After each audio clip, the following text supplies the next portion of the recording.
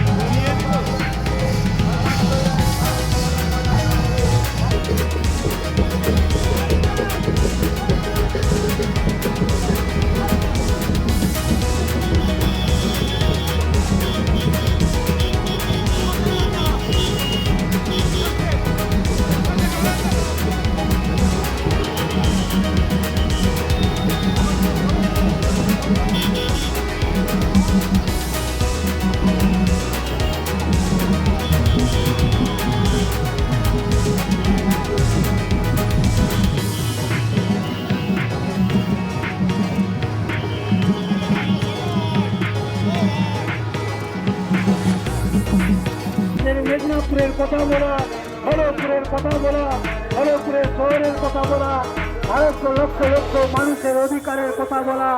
আমরা শান্তিকামী মানুষ, আমরা উন্নয়নকামী মানুষ। তৃণমূল কংগ্রেস যেটা বলে ধ্বংস করছে গণতন্ত্র, যে ভারতবর্ষে মহিলাদের উপর নির্যাতন, মণিপুর থেকে শুরু করে উত্তরপ্রদেশ থেকে মধ্যপ্রদেশ থেকে শুরু করে বাংলা ভারতবর্ষের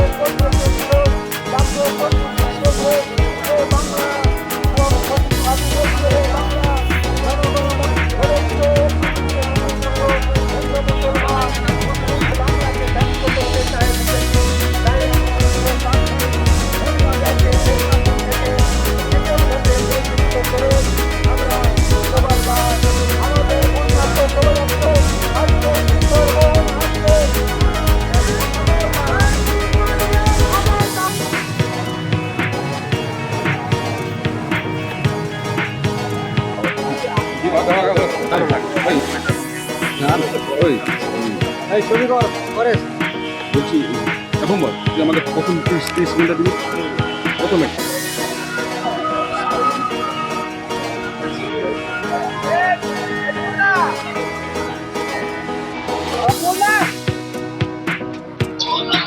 এবং আমরা সবাই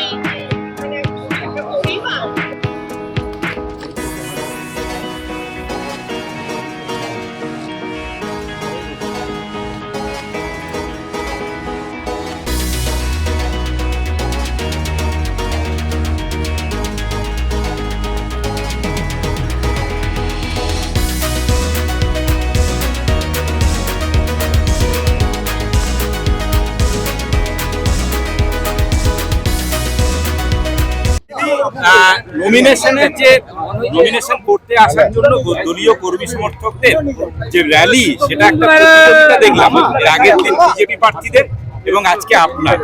এটা কোনো প্রতিযোগিতা নয়, আমাদের র্যালিটা কোনো প্রতিযোগিতা নয়।